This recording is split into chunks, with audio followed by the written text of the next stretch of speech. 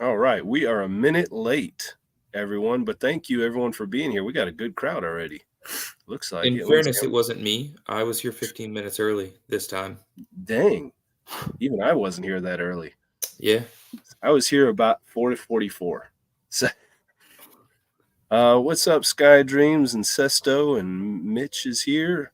Gunther, what's up? Neil, Jamie, Custom Games Modes, what's up, guys? So Thank much you to all for talk being about today. here. Moongod, how are you doing? Doing pretty good. Just extremely busy with everything that's going on.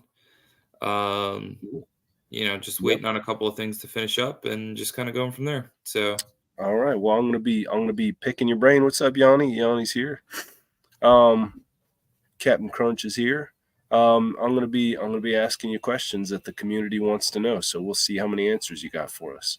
4. That's always my answer to everything. 4. I thought it was So, 42 or something like that. But mine anyways, is 4.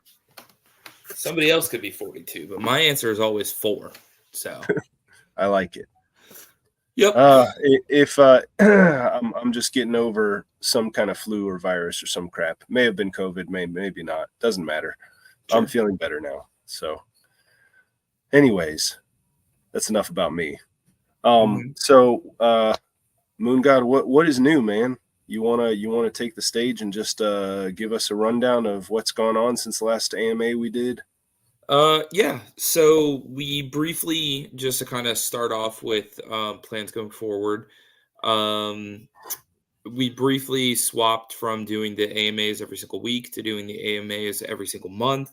That was to kind of give us a little more freedom and leeway on the team side of things to not have to kind of pull numbers and everything together.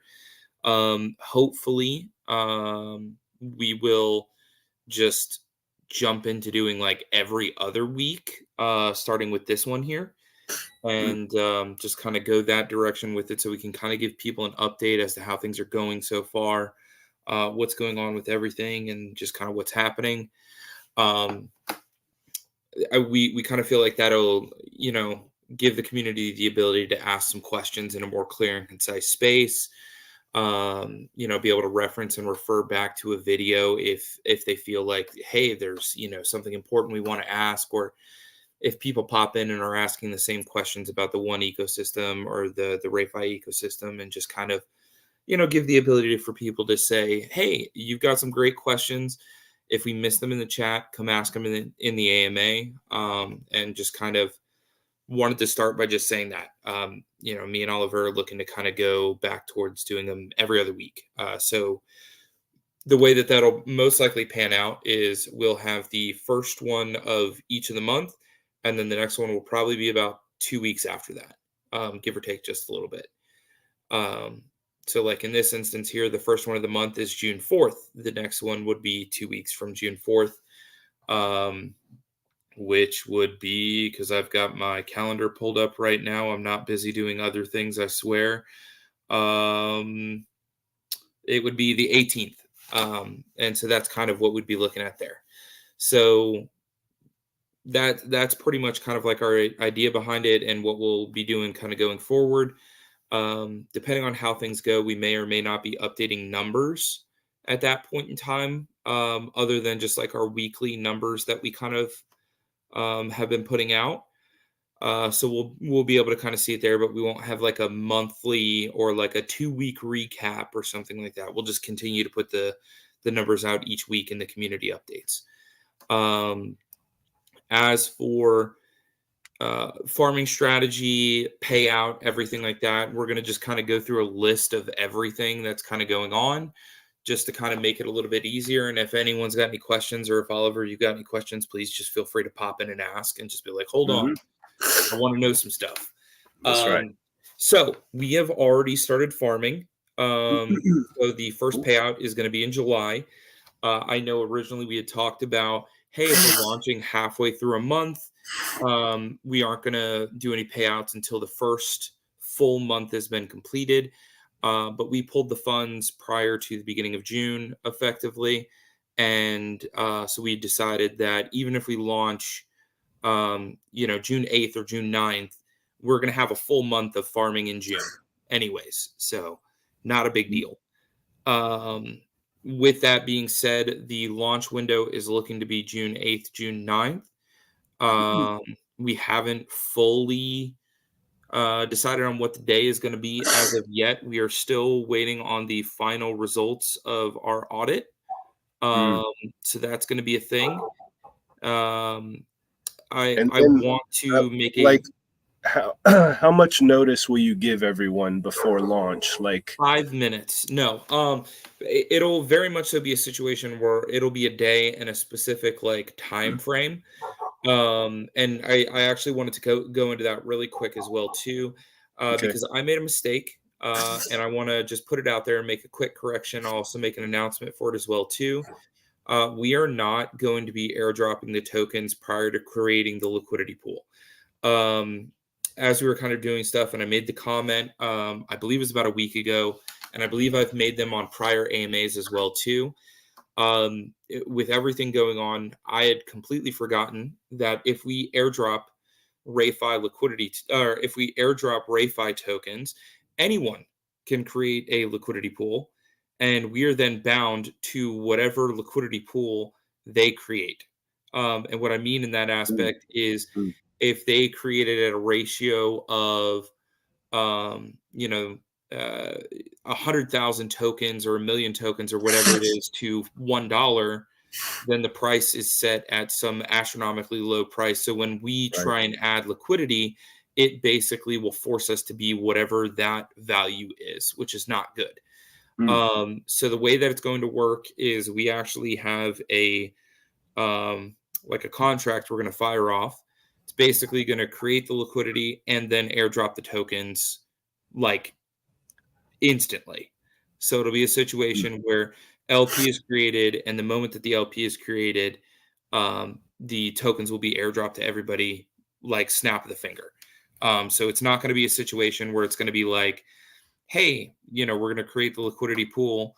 And then 5 hours later, we're going to airdrop everybody's tokens. That's not the case. We've already got a script that's set up. Basically, what's going to happen is we're going to click a button when it's time for us to go through and launch. It's going to create the liquidity pool, and then it's going to airdrop the tokens. So it should be basically seamless there. So LP is created, and everybody will be able to just like refresh their wallets, and boom, RayFi tokens will be in there. We'll have the cool. contract address and everything set up ahead of time. As far as I am aware, that is something we will totally be able to provide. But I just wanted to go back and make a correction for the information I provided earlier. We are not going to be airdropping the tokens ahead of time. That is my mistake on that one. I had completely forgotten about the capacity for someone to create their own liquidity pool, and it could screw up our launch price and launch value in a very, very, very, very, very, very bad way. So, Yeah, yeah. Um, makes a- sense. as for that being said, um, again, we're still looking at the 8th or the 9th for the launch time frame. It is not going to be a situation where we're going to just like 30 seconds and then launch, notify everybody. We're going to give people plenty of notice, kind of like how we did with the original launch, where we basically said, okay, we're going to go at 12 p.m. UTC. And that's the time that we're kind of going at. I believe the goal right now, assuming that we don't have any issues with the audits, that we have to kind of like fully just adjust and overhaul some stuff. I believe the goal we're looking at is Saturday, the 8th. Cool. And the reasoning behind that is we want to have the extra time available to be able to help anybody that needs to get over to OPBNB, help people with wanting to stake in the vaults, whatever they kind of want to do there, and just kind of just be fully available to people, over the weekend to kind of help them out with stuff. And Um, that's another thing. Anybody who's been sleeping under a rock, RayFi now is going to be on Optimism BNB or Optimistic BNB. It's yeah, OPBNB. So OPBNB, correct. Yeah. yeah, it's still like BNB. It's just on was it a tier 2? It's a layer 2. Yeah. Layer 2. Yeah, Yeah. it's a So layer 2 blockchain. And Moongod, you can explain why. Yeah. So first and foremost, the costs between BSC and OPBNB are drastically different. I've gone over that a few times, but it's about a 10,000x difference. So we're talking about on BSC, a baseline transaction is usually anywhere from about 6 to 12 cents. Um, on OPBNB, it's about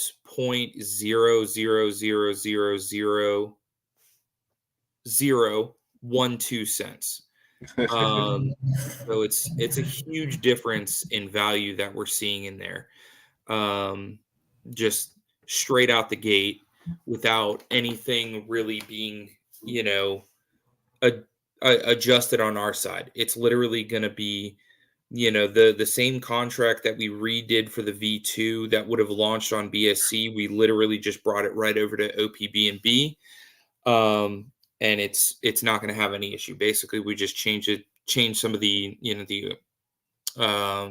the chain values and stuff like that, like where it's going to route through, stuff like that.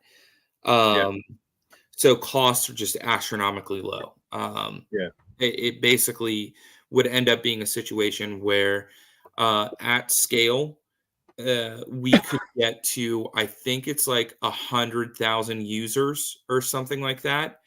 And it would cost us the same amount as it would launching right now on BSC. Um, wow, so wow, that's the difference, is that we could get about 5,000 users total on BSC before gas costs would be like astronomically high. We could get like to 100,000 and it would cost us like $12 in gas or something. So yeah, that's the major difference there, is that just the costs are just game changing. and yeah, and of course, all that is to the benefit of the holders, because the less Correct. costs you guys have, the more money is going to the holders. And Correct. I wrote an article recently about one token in RayFi, and in it, I actually had to learn a couple things from Moongod. Um, do you guys have the final breakdown of like the percentages and stuff on everything, just in case people want to know? Yeah. So far right now, what we're kind of looking at is 3% of any buys is going to go into the farming side of things. 1% is going to go to treasury slash team. On the sell side, 1% is going to go to the farming side of things, and 3% is going to go effectively to the team. That's kind of the way that we look at it, is as the team is going to continue growing the protocol and the ecosystem and everything that we're doing, we Mhm. want to make sure that the team is, compensated for what we're doing. Of course. We have some of those other facets that are already in place as well too. Yeah. But in the early on point here, a vast majority of what we want to have, effectively come through to the team is going to be through a portion of those sell taxes, more so than the buy side of things. And the reason for that, more so than anything else, is that um, one, I want to make sure we're paying our guys. They do a lot of work that we don't necessarily get to see. But it's very much so a situation where at a later point we're going to be just removing those as a whole.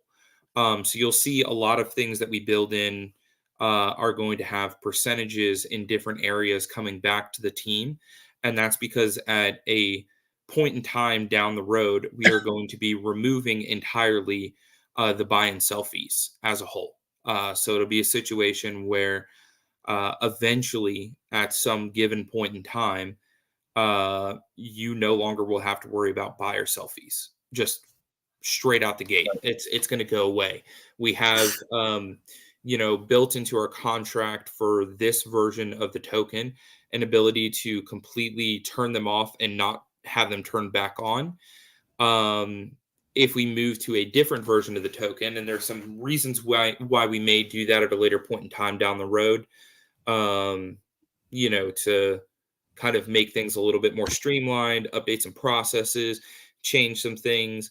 If eventually, the one ecosystem decides to move to OPBNB with us as well too, we can kind of adjust some things within the system to remove some of the ways that it processes stuff going between BSC and OPBNB.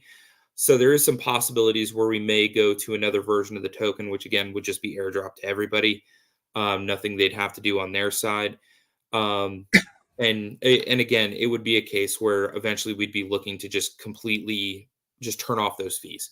So in the early interim, we want to make sure that one, a lot of what's coming in on the buy side is going to go into the ecosystem's farming strategies. And then on the sell side, we do want to have, a little bit go to the team to make sure that, we've got stuff going on. When people are taking profit, we would much rather have them, pay the team out of the profits that they've made versus anything else. Now, what I will say is we can adjust that as need be. It's very much so a situation where if we feel like, okay, we're doing all right, but we want to have everything just go into the farming strategy, we can absolutely set it up to do so. That's something where we can reallocate that however we want, and kind of make adjustments based on what we feel is the best course of action here. But it's never going to be a case where all of the taxes or fees or whatever you want to call it are ever going to go to the team. That is never going to happen. I would sooner just refund and close everything down before I would ever do something like that. So yeah, more likely than not, what'll happen is it'll be a situation where we'll adjust it to have more going to the farming strategy rather than less. So that would kind of be the idea behind it. Cool. And the total tax is 4% on buys and sells. Correct. Just in case anybody didn't. And there is a transfer tax. Again, that'll be removed as well too when we move to a no tax setup. But the way that we look at it is a transfer between holders trying to bypass, say, they buy and sell fee. We're going to hit you with an 8% fee. That's the way it's going to work. We are going to have a process in place where if you're wanting to move to like a cold wallet or something like that, we are working on an option for you to be able to do a tax-free transfer, which means you would not be hit with that. You could move all of your RayFi tokens to a cold wallet, no problem whatsoever. I do want to just say that that process is just moving from one wallet to another wallet. So that doesn't include like, if you do a quote unquote transfer when you go into the vault, because that's the way a lot of other protocols will hit people with taxes, is they'll say, oh, well, it counts as a transfer if you stake in the vault. That is not the case. We have completely excluded that across the board. No one will have to worry about that in any way, shape, or form. This is simply if you're trying to circumvent paying a buy and a sell tax by, doing an OTC deal. And that's literally all it comes down to, is that we would much rather have you go through the ecosystem, have you go through and do the buy and the sell taxes. And then just, if you want to have it in a different wallet, you have one free instance where you can move stuff. And, that's totally up to you when you want to use that. Again, once we go to tax-free, you never have to worry about that again. That'd be a situation where it's gone for good at that point in time. So that is the only little adjustment that we've kind of made there. And that was kind of made in conjunction with a couple other security updates that we made. One of the other ones being that out the gate, you do have to have about 1,000 RayFi tokens in order to be eligible for the reward payouts. The reason for that is it comes in at about $3, $3.50. And that is about the dollar range that we're going to keep that at. We were doing some security testing, and we accidentally airdropped RayFi tokens to about 200,000 wallets on testnet. And it was a situation where we realized that this was a huge breach if we allowed people to do that. So basically what happened is we ended up accidentally dusting a ton of wallets, and it was paying out fractional micro shares of USDT, our fake USDT that we had created to test all this. And it basically bogged down the transactions upped the cost like exponentially. So what we decided to do to remedy the situation is say, cool, as long as you have roughly more than $5 worth of RayFi, you will always be eligible for the reward payouts. And that's Cool. as simple as we could make it. We can change that and adjust that as, as necessary. But it's always going to be, as long as you have more than $5, you will receive reward payouts. So that's Yeah. kind of the goal that we Nice. have there. We may have to kind of adjust it just prior to like payouts being done.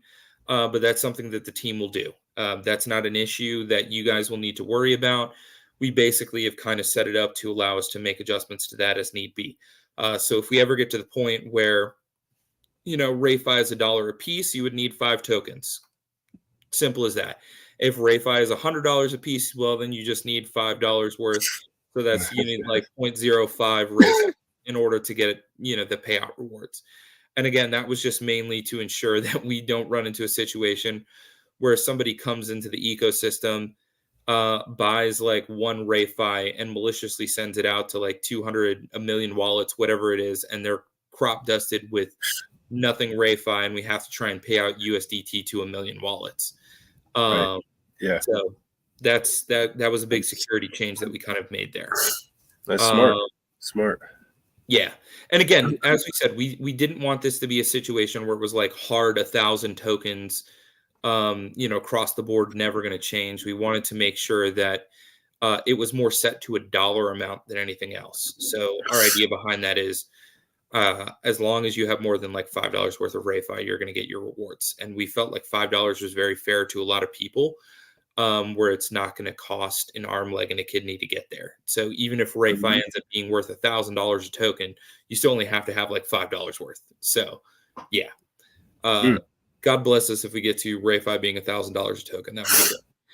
How many? Let me see. There's 10 million supply. That would give you a 10 billion market cap. That sounds right. Yeah.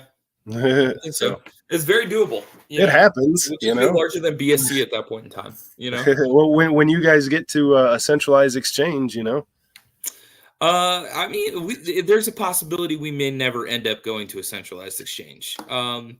It's one of those things where it's like they're good for certain things, but as crazy as it sounds to say this, it's just better to be within our own ecosystem. Yeah. A lot of the problems that we'd run into with having a centralized exchange are not resolved, by what we want to do with the RayFi token as a whole. Right. And basically the gist of what I'm saying in that regard is, some of the information that we've just recently kind of released and put forth, and we're working on having out the door, onto our testing side of things, has been what I kind of brought up regarding like wrapped tokens. So effectively, RayFi at a point in time down the road will have a wrapped version of itself. And the reason for that is we are looking to eventually move into having different versions of RayFi. And what I mean in that aspect is we want different strategies to be associated to different versions of RayFi. But we don't want to just release new tokens. So the way that the system is going to effectively work is that we'll have a option for you to convert your RayFi tokens into, say, SRayFi, which is going to be associated to the stable coin or the stable return model. And that'll effectively remove an amount of tokens equal to what you exchange from the RayFi value and turn them into SRayFi, which will basically allow you to be paid out in a different model. So it could be a situation where if we launch a stablecoin model with $100,000 in it and it does 2% every single month, that would be a situation where, if a million RayFi tokens get set up in SRayFi, it would be a case where, that would then split the $2,000 returns or whatever it would be between all of the RayFi tokens. Now, what that also means is that RayFi then goes from having 10 million tokens total to only having 9 million tokens. So it removes them from the RayFi side of things and the RayFi reward payouts. I will say the first model that we're kind of looking at is what I'm going to call like RayFi, which is basically like LP farming and bot farming, with a higher focus on the LP farming side of things of like blue chip tokens. So we're looking at, the BTCB, BNB, Ethereum, stuff like that. And then the other half of that would basically be like bot farming. So we'd have about a 65% allocation going to LP farming and about either 35 or 40% going to bot farming. So it'd be a little bit more aggressive than what we have with the standard RayFi, which is split like, I think it's like 30, 30, 20, 20. So it's like 30% is going to be in the bot, 30% is going to go to LP farming, 20% is going to go to like stablecoin farming, lending, staking, things like that. And then we have 20% where it's going to go into like dollar cost average. Some of those percentages may change, but that's kind of what we're looking to do is have these different variations that are all from the same total amount of tokens. So that way, if people convert their standard RayFi into RayFi, it would be a situation where they get paid out, based on how many people hold RayFi in their wallet. So again, if you hold 100,000 tokens in RayFi and there's 1 million tokens that are over there, congratulations, you're getting 10% of the payout. And that's the way that that'll kind of work. So it's an absolutely huge possibility going forward that we can kind of add and set up and do everything, in that aspect, in that regard, that we, see these options as being extremely viable down the road. And again, being on OPBNB, makes all of these processes drastically cheaper than what we'd face on the BSC side of things. So that's part of the reason why we're moving over there. So, and I see Yanni wants to talk to you about that, but what is the benefit of like splitting up the different strategies instead of just having one RayFi token that benefits from all those strategies? Yeah, so the positive with that is it reduces the amount of RayFi in each given side of the token. So the best way to think about it is whenever you bridge a token cross chain, it effectively burns the token on one side and then mints it on the other. That's right. I guess the best way to kind of word that. This is effectively going to very similarly do the same thing. So once we start to open up some of these other models down the road, it'll be a situation where as people take their RayFi tokens and disperse them into these other models that become available, what that means is RayFi as a whole will have less quote unquote holders in terms of the RayFi tokens held in wallets, because it'll be split between two different things. So an example of such would be right now we have 10 million RayFi. If we bring 5 million RayFi over to RayFi, there's now only 5 million RayFi tokens left, which means that the scarcity of it goes, through the roof, which means the price goes up, which means the payouts are now split, between those two different systems. So RayFi is going to have its own farming strategy, and RayFi will continue with farming strategy. But what that means is the amount of tokens held in wallets under RayFi are going to go down. It would be a situation where we're now saying that, like, hey, it's going to be a case where this is going to increase the value on both sides in terms of payouts. So it'll absolutely be a situation where, we think it's going to create scarcity. We think it's going to, increase value down the road. Now, this isn't something that's going to come out right away. We have a couple of other things that are going to come out before that we unfortunately can't talk about yet. But that's some of the reasons why we're actually moving to OPBNB, is it allows us to do some of these strategies at super, super low costs, and low cost to holders as well too, because converting back and forth, wrapping and unwrapping tokens can get kind of expensive if you're going to end up doing some of this stuff. So it's a little bit complicated. I know I'm kind of touching base on it very, very quickly here, But the best way to consider it is if we have, $100,000 farming in RayFi and $100,000 farming in RayFi, it is a situation where both are going to receive their own unique payouts. And in order to get into the RayFi payouts, you have to wrap your RayFi into RayFi. So then it takes it out of the RayFi holders and it splits up the different payments. So it's if you want to partake in that, you can. It's something that we're going to be releasing a little bit further down the road, once we have, a few more assets farmed up. But that's, again, if you want to partake in it, you don't have to. You can just keep RayFi, and that's the only thing that you have to deal with. So it's just some options that are out there and that are going to be available to people as we kind of move forward. So yep. TJ is saying it seems so much more complicated than it needs to be, in my opinion. So yeah, I mean, it definitely, I'll say, seems complicated, verbally explaining it, but the best way that I can kind of just go through and say this is it's going to create scarcity. It's going to, increase the amounts that people are receiving on payouts, which is absolutely the direction that we want to go with this long term. It is a situation where if you want to participate in that and you want to go that route with it, you absolutely can do so. It is not a requirement in any way, shape, or form. RayFi is still going to just continue to, do its standard reward payouts. What we wanted to offer, though, was people other structures, other models for being able to do stuff. One of the things that's been asked constantly is, can we have something like a different version of the bot that pays out monthly? And that is one of the options that we're going to have there as well, too. Rather than launch another brand new NFT line or anything like that, we can actually have one where it's going to be called a RayFi is what we've been looking into doing, where that basically is going to be 100% in the bot. And it'll be a situation where we'll have a separate instance setup. And the way that that'll work is it just pays out the monthly returns and the monthly rewards that we earn, through our bot strategy. And that's just going to be one of the other options that we have available that's out there.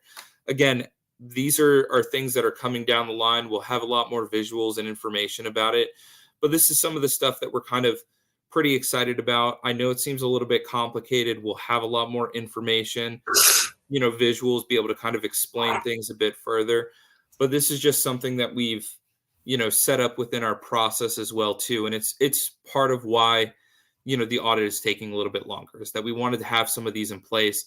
And I just wanted to let people know that, hey, there are some other things that are going to come in the future that are going to give you all as holders a lot more options for things to do within the RayFi ecosystem. Again, if you want to partake in them, you can. If you don't want to, you literally do not have to. You can just buy and hold RayFi, and that's literally, the entry point right there. If you want to get more complicated with it and you want to look into some of these other options that will be available down the road, you can absolutely do so. It is not a necessity to partake in the system. You don't have to do any of that at all. RayFi itself will never change in that aspect. But what I will say will happen is that as we go to release some of these other models and people kind of get a better understanding and feel for it, they're going to realize that being fully in control of their tokens and being able to move in and out of what they want and receive payouts in ways that they want as well, too, and having the flexibility to be in these different systems, it's absolutely going to be a case where I think they're going to be very, very happy with that. So, yeah, that's the way it'll kind of go in that direction, like down the road. We're talking like this is closer to like 6 months to a year down the road. So there's some questions here. Mitch was saying, am I correct to assume the price of RayFi and RayFi will be the same as normal RayFi? I imagine they'll all have their own LPs, right? They will not have their own LPs. So these will strictly be a wrapped version of RayFi. They will have no LP associated to them. So RayFi is going to be the only token that will have an LP associated with it, which is why I was saying that this is in theory going to increase the value of RayFi as a whole as time goes on, is because these other tokens are never going to be traded on the market. These are just simply if you want to partake in a different allocation strategy. So a different model strategy, however you want to call it. So in effect, the way that the RayFi model works right now is we have about 30% that's going to go to LP farming, 30% that's going to go to bot farming. We have 20% that's going to go to stablecoin farming, lending, staking, things like that. And we have 20% that's going to go to dollar cost average. If you want to partake in one of the other options, like RayFi, we'll say, that is going to have about 60% in liquidity pool farming and about 40% into bot farming. What that does is that as you move into RayFi, that removes however many tokens that you had on the RayFi side, which increases the scarcity on the RayFi side. And there's no LP for RayFi. You'll just have to convert it back to RayFi to be able to sell. And again, this is if you just want to go this direction with it. You don't have to if you don't want to. It's totally optional. But what we're thinking in this instance here is that dollar cost average is probably going to return maybe about 1 to 2%, depending on how things do per month. There are going to be some months where it's down. We're also thinking stablecoin farming is maybe going to do like 1, maybe 2% in really good months. So people want potentially a much more aggressive system, that they can get into. And that is definitely a direction that we can go with. And that's why we're looking at some of these options. And that's why our audit is taking a little bit longer, is because we've added this function in to allow us to be able to do this long term. And it's very much so a situation where if people want to partake in it, they can. If they don't want to, they do not have to. It is totally up to them. But we're thinking that having a higher allocation into bot farming and into LP farming is going to have more returns effectively coming in. So if the RayFi strategy as a whole ends up doing an average of about 4 to 5% every single month, we'll say, this other L strategy, this RayFi strategy, may do closer to 6 to 8% per month. And that's a situation where the way that we look at it is we say, okay, well, if you want something slightly more aggressive, just move into this version of RayFi. And that's all that it is. It's just an option that's available out there. All right. I see what Yanni's saying. Only LP tokens are counted. So he's saying, how will you split the capital for RayFi, RayFi, and RayFi, and all that? Yeah, so we've basically done the math on some of this down the road, and it's going to be a situation where we are looking to just kind of hold some of the capital on the side as the treasury gets more capital into it. So we're not talking about the reinvestment side of things. We're not talking about the payout rewards that are going to go to people. We're talking about, as we're kind of holding on to some of this treasury on the side, that's what eventually would end up going into this. So it's very much so a case where we don't really want to ever kind of pull anything out from the other strategy.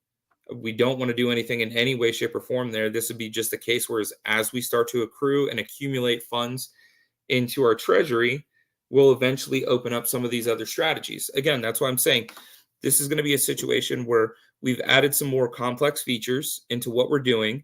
So it's going to be a situation where as time goes on, these options will become available. So this is part of the reason why our audit is taking longer. And I just wanted to let people know that, like, hey, we've added some features and functions long-term that are going to be benefits to people. So Yanni is saying if it goes to, let's say, RayFi, that means it's not going towards OG RayFi. So it's kind of taking away from the compounding aspect a little bit, it seems. Not taking anything away from the compounding. This is strictly funds that are going into the treasury that are going to be considered funds set aside for this.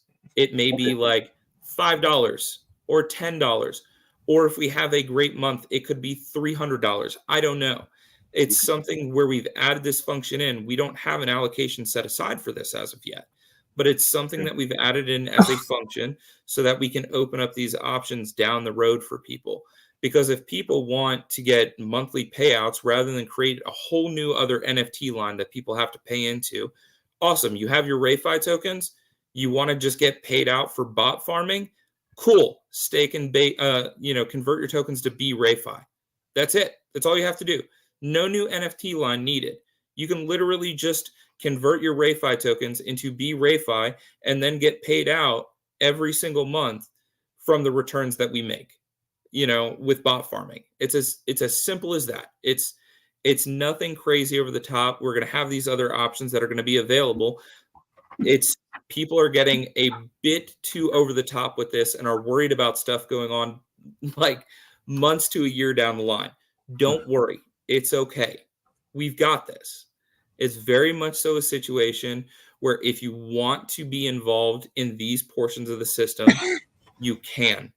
If you don't want to be involved in any part of that, in any way, shape, or form, you never have to do anything at all. You can literally just hang on to your RayFi the entire time. You can stake them in the vaults if you want to. Nothing further that needs to be done on your part. You could literally just hold your RayFi in your wallet and get paid out in USDT. Eventually, it'll be USDC when we get that over on OPBNB. But it's literally going to be a situation where if you want to partake in some of these other options that are going to be available, you can. If you don't want to and you just want to stick with RayFi and you just want to stake and farm within the vaults, as you see fit, perfect. You can totally do that. There's no problem. OG RayFi is, Yanni, I understand you're saying OG RayFi is missing out on the bot action. It's not, because we're trading on the bot right now. This is a totally separate system. You're going way too deep with this. You're very much so overcomplicating the situation. It's going to have its own funds and assets set aside for it. This is why it's not being released like next week. It's going to take time for us to get these assets pulled together, because we're not creating just another token. It's literally going to be a wrapped version of RayFi. So when you buy RayFi and you wrap it for, again, we'll say B RayFi, it is very much so a separate system that will be set up for bot farming. Keith is 100% correct here. Looks like this would be a new separate account trading on the bot. Absolutely would. Be totally separate. Its own thing. We have the $20,000 that's in the bot farming right now. We have the 119,000, I think it is, that's in the NFT side of things. And this is very much so a situation where B RayFi would have its own instance of a bot farming account. Totally separate. Yep. And so there's no LP, Yanni. We'll talk later. There's no LP for L RayFi. There's none there. It is a wrapped version that is not going to be sellable. You have to unwrap it back to RayFi to be able to sell it. You're going too deep with this. We're the only reason why this has continued on this long is you keep asking questions, but you've gone way too deep with this. Functionally, Mitch is 100% correct. This is months to a year out, but the only reason why I brought this up is that it's options that are going to be available to people. We've added it into the system, and I'm just bringing everyone up to date with the things that we've added into the system that were not available in V1. So this functionality was not available in V1. We're just going over the functionality, the functional updates within RayFi for V2, and that's literally all that it is. We'll talk more about it on the side, but you're wrong. There's no liquidity for L RayFi, B RayFi, S RayFi, XYZ RayFi. There will never be liquidity for it. It's set aside entirely. Sorry, just had to get that out there. It's just we've gone too deep on it at this point in time. This was meant to be just a very glossed over, section where it's like, hey, these are functions that are going to be available down the road. Sorry. So moving on to things that are going to be available on the launch side of things, we are going to have the auto reinvest vault for RayFi.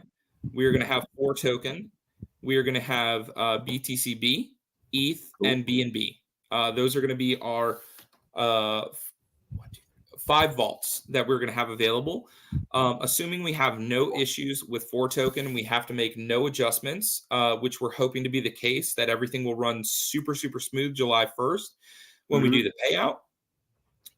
We're going to then open a 1 and 3 token vault as well.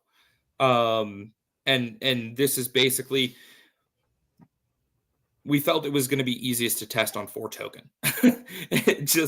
That was what we kind of figured was going to be the easiest process here, because in theory it is the most complicated token that we'd have from the one ecosystem.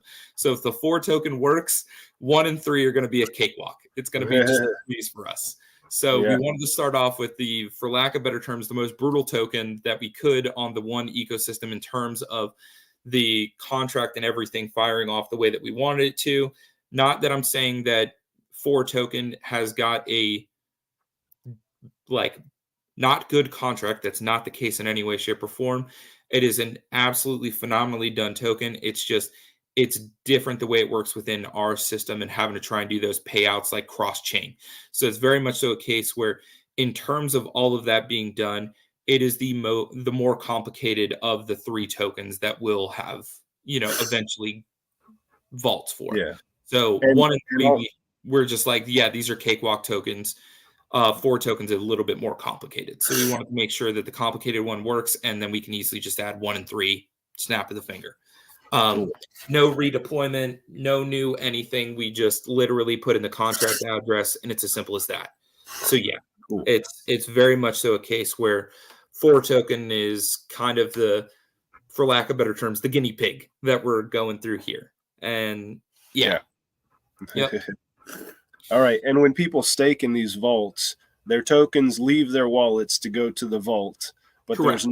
There's no fee for that. It's just, it'll cost a minute amount of gas, because BNB gas is super cheap.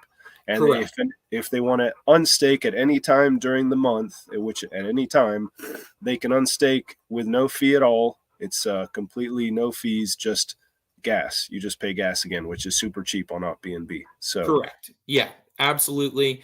There's no timers, no fees, none of that across the board. So it's literally just, you're going to be like, if you're a madman and you're deciding that you're going to want to move it 50 times in a day, that is on you. But it is very much so a case where there's no lockups, there's no timers, there's no fees, there's none of that across the board. It doesn't hurt our contract for people to move in and out. It's not an issue if people move in and out. You can also be in as many vaults as you want at the same time.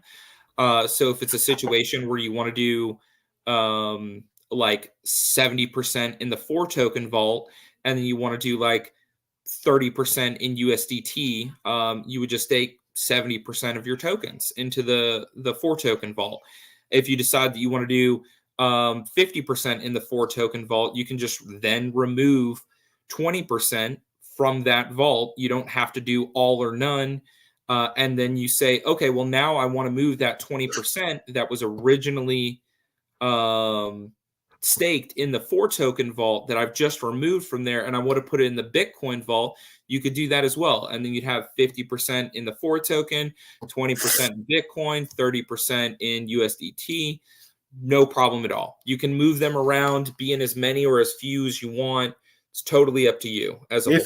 Let's say if you move them around mid-month, do you forfeit all of your rewards for that month? None whatsoever. You're still totally fine. The only time that you would forfeit your rewards is if you sold out prior to the payout. So it would be a situation where, if the payout will say, we run the snapshot, do everything for the payout as of like, I don't know, the 30th of the month, we'll say. I'm just throwing out a date. Yeah. And you sell everything on the 29th, you're out of luck. That's the way it works at that point in time. So it's very much so a situation where it is totally, up to you when or how, So you could be swapping your RayFi between vaults all month long, and it just matters at the very end when you guys, do the snapshot or whatever it is for the rewards where your RayFi tokens are. You will not have forfeited any of your rewards. Correct. Yeah, and you can leave those in the vaults as long as you want. So it's a situation where if you're staking your RayFi in the 4 token vault and you never move that anywhere else, awesome. You'll just have 4 tokens show up in your wallet Sorry, you'll have to claim your 4 token, um, but it'll just be in your wallet there. But like, let's assume that you get the Bitcoin one instead. You put 50%. You put all of your RayFi tokens are staked in Bitcoin. You'll just get all of the payout that you were supposed to get. It'll be converted into Bitcoin and just airdropped right into your wallet. You don't have to do anything else on your side, and you could keep it in there for however long you want. You don't get kicked out. You don't have to restake. You don't have to do anything in that aspect. You don't have to do any kind of oh, I have to buy more tokens to continue to get my reward payouts. None of that is at all the case there. You can be staked in as long or as short as you want in each of the vaults. It doesn't affect your payout in any way, shape, or form, other than if you unstake, from like the 4 token vault, and then we do the payout, you're not going to get 4 token. You'll just get USDT, So that's the way it works. You never have to worry about missing out on a payment, because worst case scenario, it's going to default you back to USDT. That's another point to make. If you don't put your tokens in a vault, you will still have them staked. You'll just get USDT as the reward. Correct. Yeah. So they'll remain in your wallet, and it effectively works kind of like, I'm gonna just use this as a point of reference. It works very similar to Rebase auto staking. So effectively, as whatever wallet that you're holding your RayFi in, you're automatically every single month going to be rewarded in USDT, or again down the road it'll be USDC, based on whatever your payout reward is supposed to be. So yeah, if you have, I don't know, 1% of the supply in your wallet, you're going to get 1% of the reward payout, and it's just there. Cool. If you want to, like I said, go one step further and start staking in the vaults, again, there's no lockup timers. There's none of that. You can move stuff around until you're happy with it. You can be like, okay, well, I think Bitcoin's going to go up next month. Let me stake my RayFi tokens in the Bitcoin. Let me, gobble that up really quick, because I have a feeling Bitcoin's going to go to 100K or whatever it is. So let me just throw everything, throw all my RayFi in the Bitcoin vault. Awesome. Your payout, your 1% or whatever it would be in that situation, it'll just be converted to Bitcoin, and that'll just be dropped right into your wallet. You don't have to do anything else on your side. It's super, super streamlined and simple. Sorry. Another thing for people to know, especially from our community, is since our tokens are not on OPBNB, they're on Binance, they're on regular BNB. Because of that, your 4 token rewards will not be airdropped. You'll have to claim them, correct? That is correct, yeah. So it'll basically be a situation where you'll just come right into the dApp, and there'll be a claim button. As simple as that. Okay. Yep. Cool. Yeah. So it'll just be like, hey, we come here, click claim, boom, your tokens are right there for you. The one thing that I do want to bring up in that regard as well too, we haven't talked about it yet. Please, please, please use an EVM compatible wallet. So like MetaMask is a great example of this. It is an EVM compatible wallet. So it'll be BTCB is what you'll be paid out if you go with like the Bitcoin version, because it's, Bitcoin Binance. And it'll be a situation where you'll just need to get the OPBNB contract address for BTCB. It's super easy to do. Pancake swap is what I would recommend in that aspect as well too. We'll also have options within our dApp that'll have like a little button that you can click to get the contract address. It's all going to be in there. We're going to try and keep it as simple as we possibly can. And that'll be, the easiest way that I can see to do that.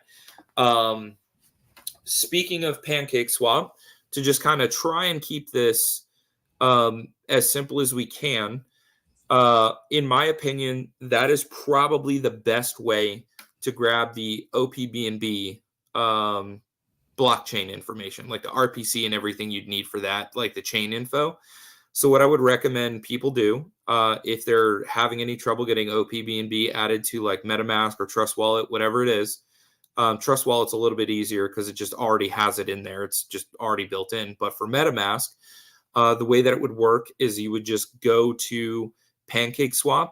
You'd connect your wallet on PancakeSwap, and then you would change from BSC or BNB chain to OPBNB. And then what will happen is you'll get a little pop-up that'll say, oh, you're switching networks to OPBNB, and you'll say switch network. And then from there, it'll say, oh, you don't have this network added.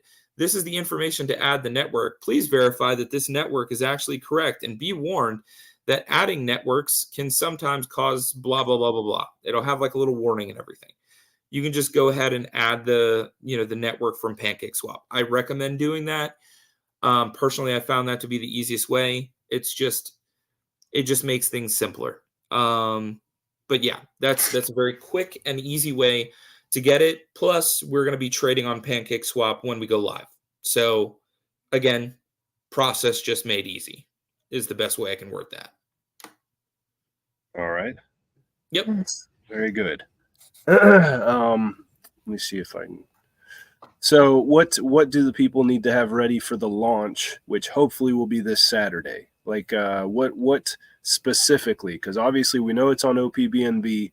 Do they need to have OPBNB, or do they need to have OPBNB pegged USDT?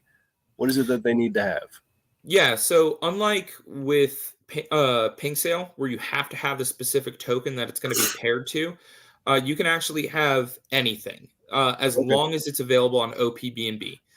So the way that would work is if you have, and I would recommend just bridging, like when you go through and bridge, I would recommend just bridging over BNB, however much you're going to use. You can bridge over USDT if you want, but you're still going to have to bridge over some BNB as well for gas purposes. So what I would recommend doing is at a minimum, if you're going to bring over everything in USDT, bridge over like at least $1 worth of BNB as well.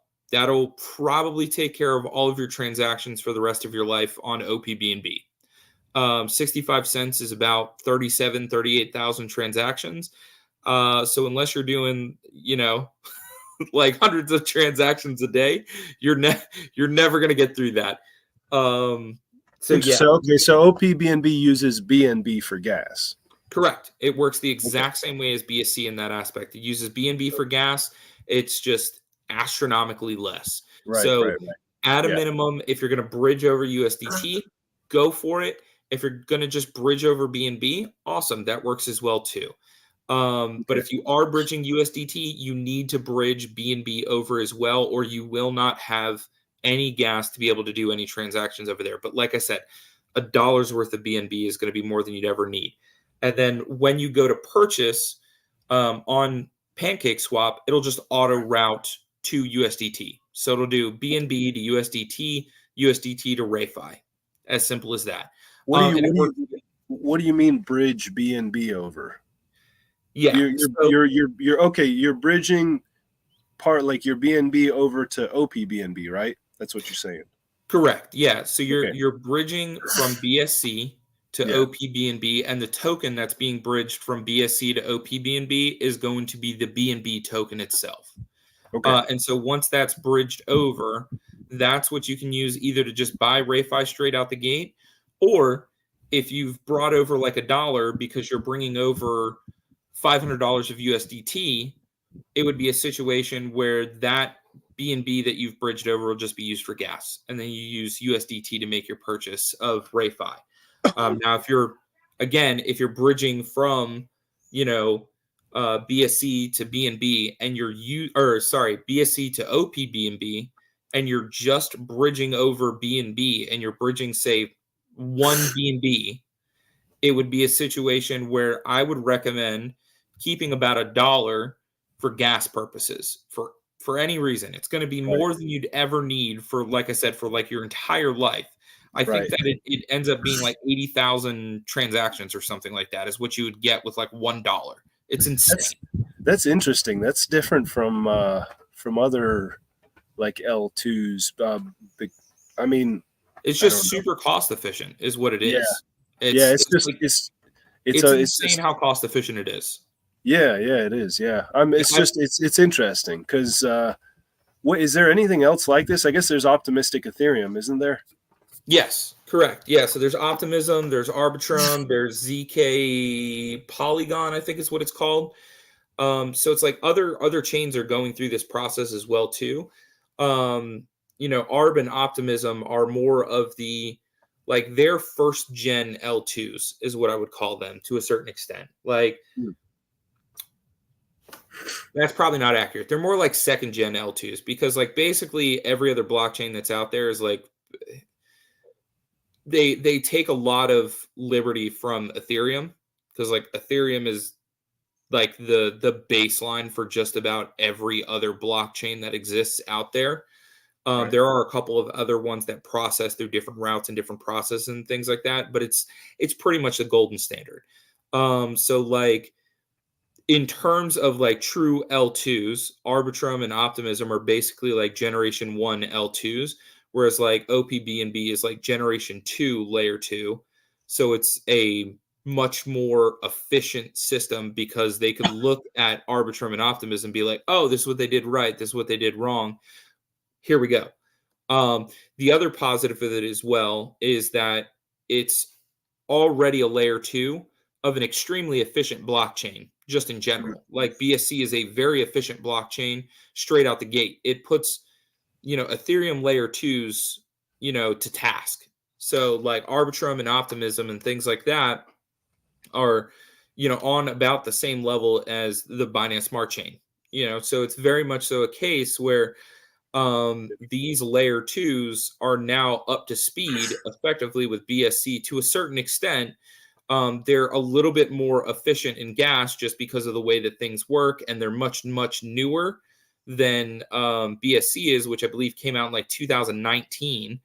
So it's very much so a case where it's it's extremely efficient. Yeah. Um, It's in just, terms of what it's able to do. yeah, it's just, it's like a new concept, I think, for people because Arbitrum and Optimism like use their own coin for gas, don't they? No, they use Ethereum. Really? Yeah, they use Ethereum. Huh.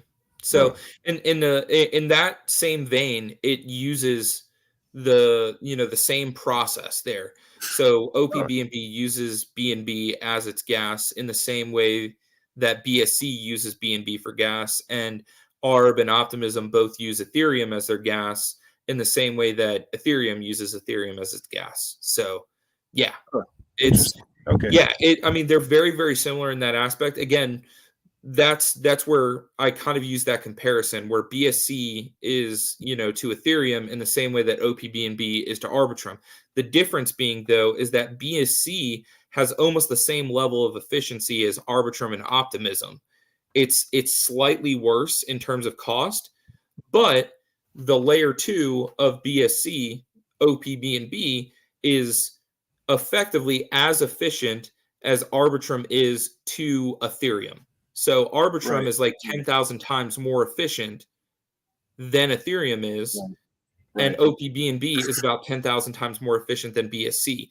The Right. positive is that BSC is almost on the same level as efficiency and gas cost as Arbitrum is. So it's a much more efficient and cost effective process to be associated with. And Yeah. the best way that I can explain how L2s work is I'm going to use a video game reference here. So in the way that the system works, you have effectively transactions in blocks. So there's transactions, and you group a bunch of transactions. They make a block on the blockchain.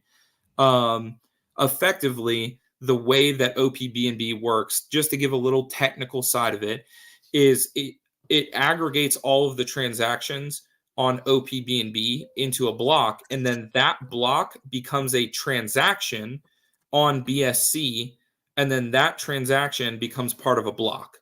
So it's like we're like in this tiered down section. So in the same way that like 5 pennies makes a nickel, 2 nickels makes a dime, you know and 10 dimes makes a dollar. Same basic premise works here. So it's basically that process of scaling, and that's really what makes it like much more efficient in terms of time frames, much more efficient in terms of gas. It's part of the reason as well too why we don't have to worry about like lockup timers or anything like that, because that's one of the big reasons why a lot of these other protocols have these lockup timers. Is one, they don't want people to sell. Two, it's woefully inefficient to be going in and out of doing stuff. It costs a lot. It takes up a lot of blockchain, transactions and things like that. But effectively being on what would be considered one of the most efficient L2s, we don't have to worry about any of that at all. We're just in a much better place. So I'm wondering if it's grouping up these transactions into like several thousand or whatever before it yep. fires it off for what, validation or something.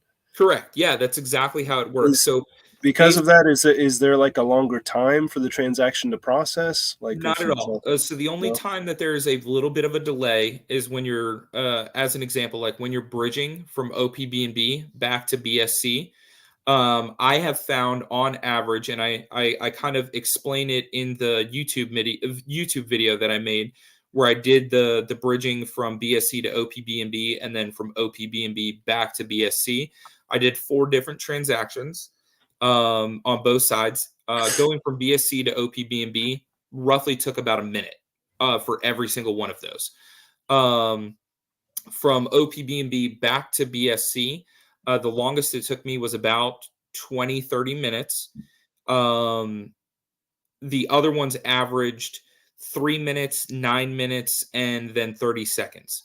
So it's a situation where when you're going to a different chain, that can sometimes take a little bit longer to go through, but everything on chain itself is near instantaneous.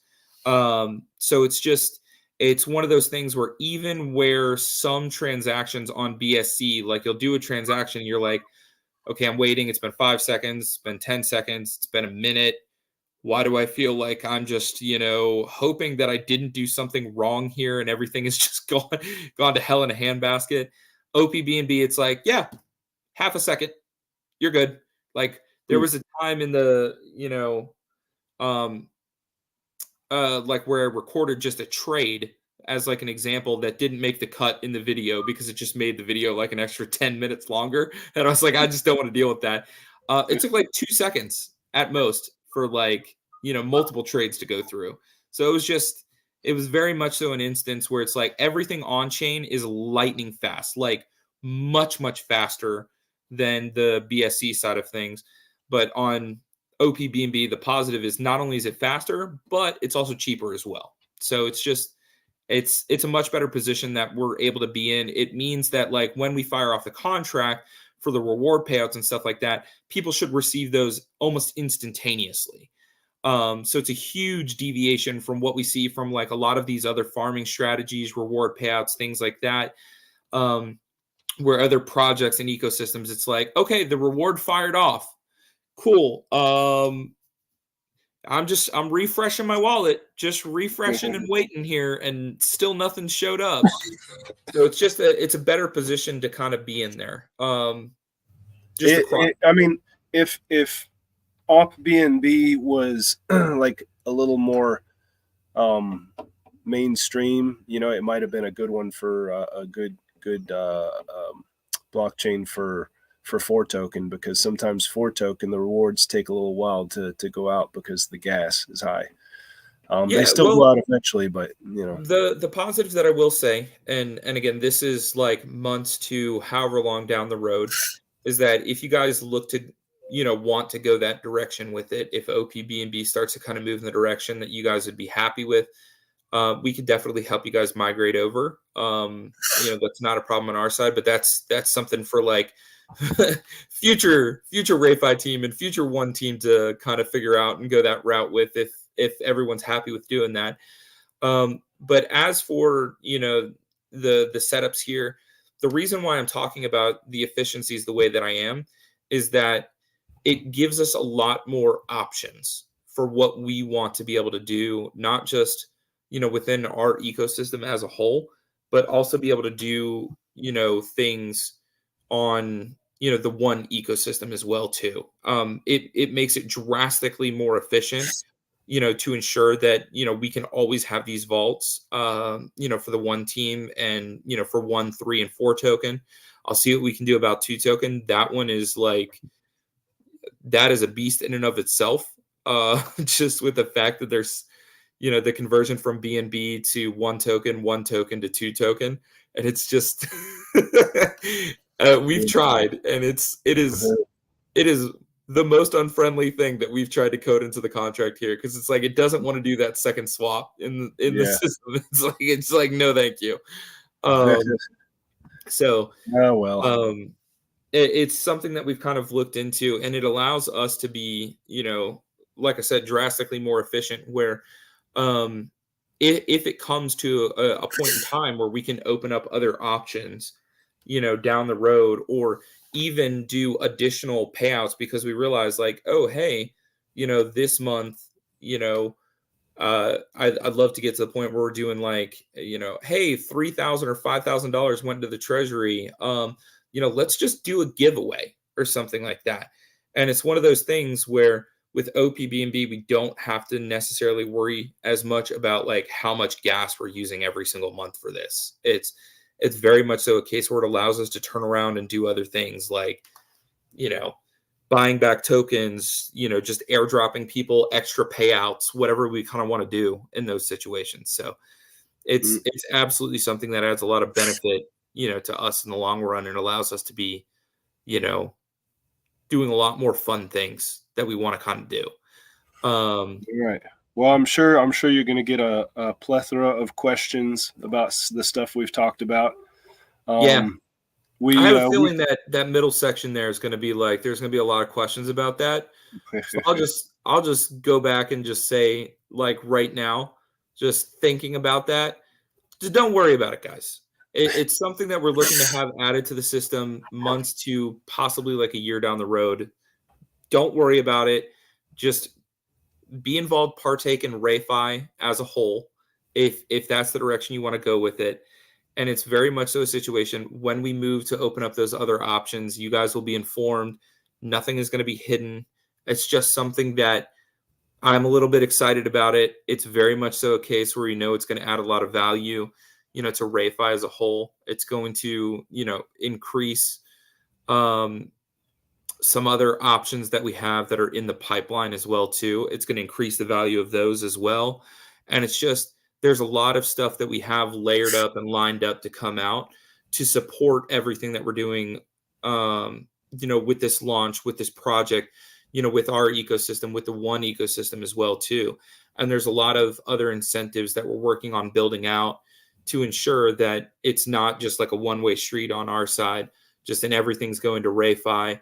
We want to make sure that like the one ecosystem is receiving a good chunk of those benefits as well too.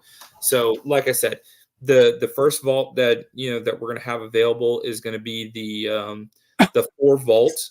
I just want to go back and reiterate that again.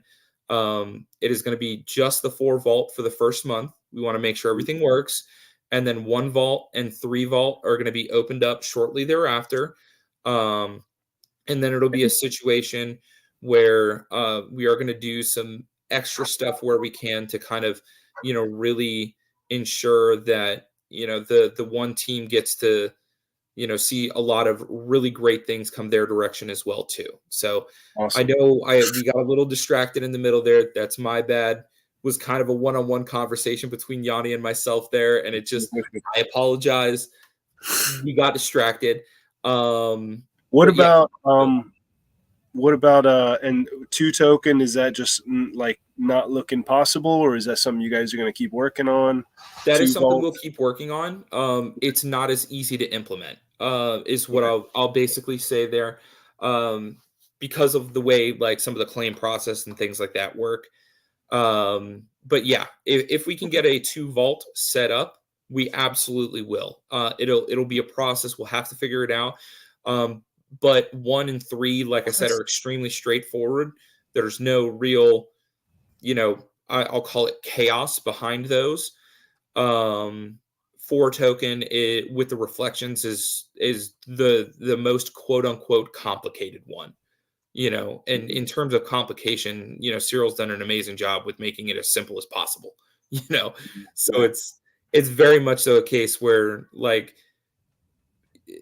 I guess in terms of like 1 to 10, how complicated is stuff, like 1 token and 3 token, I would rate it as like a 1, in terms of how complicated they are, with like 1 being not complicated at all. They're very straightforward, very simple tokens. I love it. It makes life easy.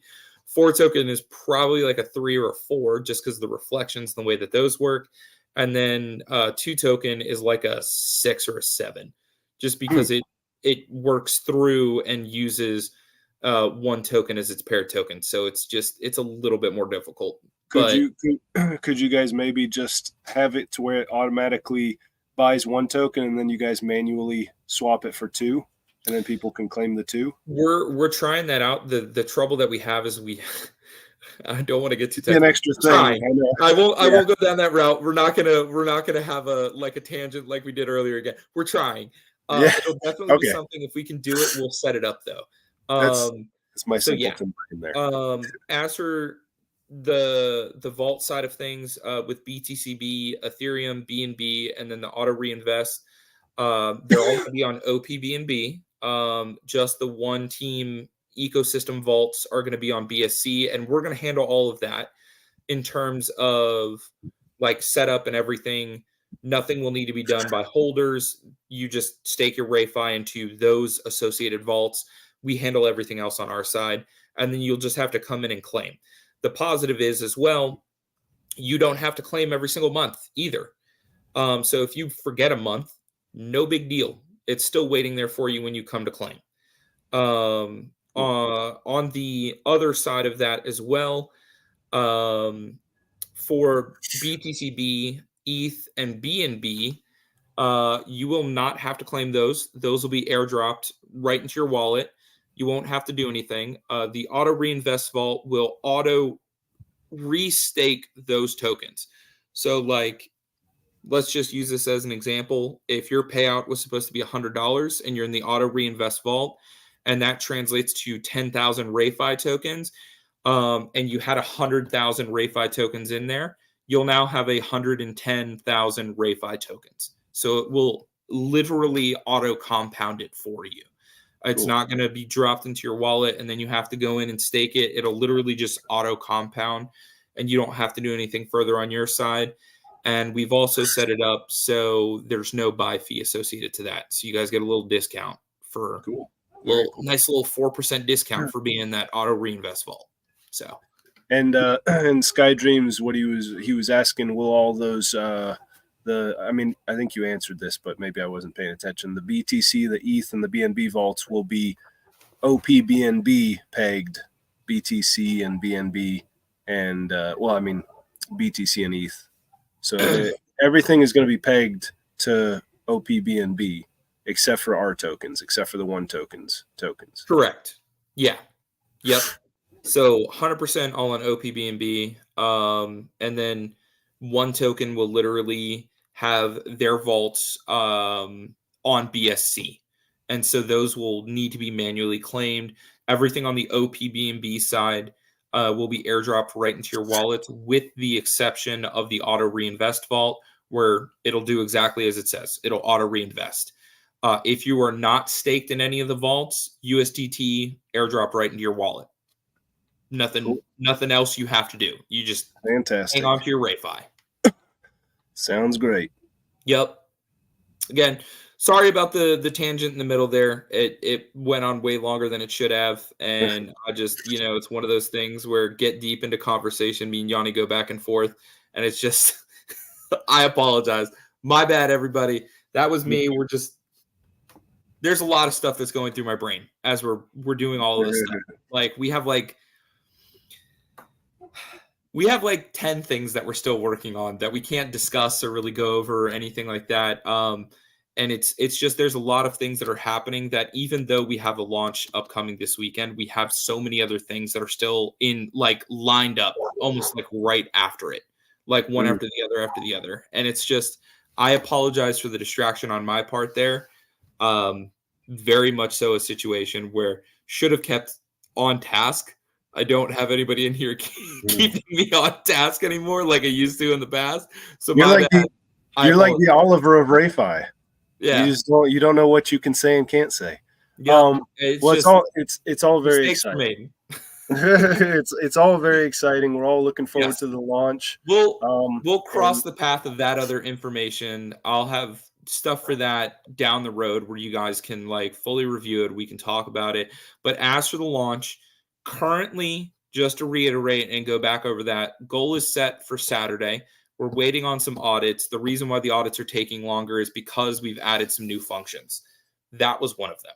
So, yes, it's not going to be applied anytime soon. There's a lot of other stuff that we have that's set up for things that I'm not allowed to talk about yet, where it makes a lot more sense for why I'm bringing this model thing up right now. But it's just there's a lot of other functionality that's coming out that is going to do a lot of great things for the RayFi token as a whole, not just in terms of reward payouts, but in terms of price increase. We have some functions that are going to be upcoming that are effectively going to be like a soft lock of RayFi tokens. We have some other functions that are going to make the RayFi token as a whole a lot more scarce without burning tokens. So there's going to be a lot of processes that we have in place that we feel are going to be extremely exciting to not just increase reward payouts, but it's going to pull RayFi tokens out of effectively circulation. And it's also going to remove those tokens from reward payouts as well. So just to kind of briefly go over the way that this works is that reward payouts are only going to go to tokens held in wallets. And LP is excluded. We have a couple of multi-sig wallets that are excluded as well too. We have some other functions that are in the pipeline that are going to be excluded from the payout side of things. Like I said, like those soft lock systems and things like that are going to be excluded from those payouts as well. So it's a lot of things that are coming in the pipeline that are going to effectively kind of bring RayFi out of quote unquote circulation and really kind of help us increase the value of RayFi as time kind of goes on and its usability and its flexibility in our ecosystem. So difficult to not say more. I so want to. I feel your pain, man. All right. Well, we've gone for an hour and 22 minutes. I know, longest one ever. Yeah, I think we gave out a lot of info, so I'm sure there'll be tons of questions in the Discord. If you guys want to join either of our Discords, either One Token or RayFi, the link is in the description. And yeah, you can see us in there and ask all your questions that you want in either Discord, and Moongod will see it if it's in our Discord, and yeah, and if it's in his, obviously he'll see it there too. All right. And again, I appreciate you taking the time, Oliver. Sorry for the middle distraction there. My bad on that one. Me and Yanni got into our own thing. I love drama. Don't get me. I freaking love it. It wasn't really drama. It was just we went deeper than we should have. It was, and that's my bad. It was meant to be just hey, let's just throw this out there. It's going to be something that's going to there's a lot of math involved in it, and it's Well, I'm sure everybody will be. I get excited about that kind of stuff. Yeah. Well, if you're excited, I'm sure once people fully understand it, they'll be excited too. So yeah. All right. Well, thank you. You got. We'll talk about that down the road, like months down the road when it's ready and going out the door. But sorry, that's the only thing they'll let me talk about is stuff that like 6 months to a year down the road that doesn't have near the same implications as some other stuff. But yeah, I hear cool. You. All right. Well, thank you for coming and talking with us for an hour, almost an hour and a half, and we always appreciate you. And yeah, thank you everybody for being here. All right. See ya.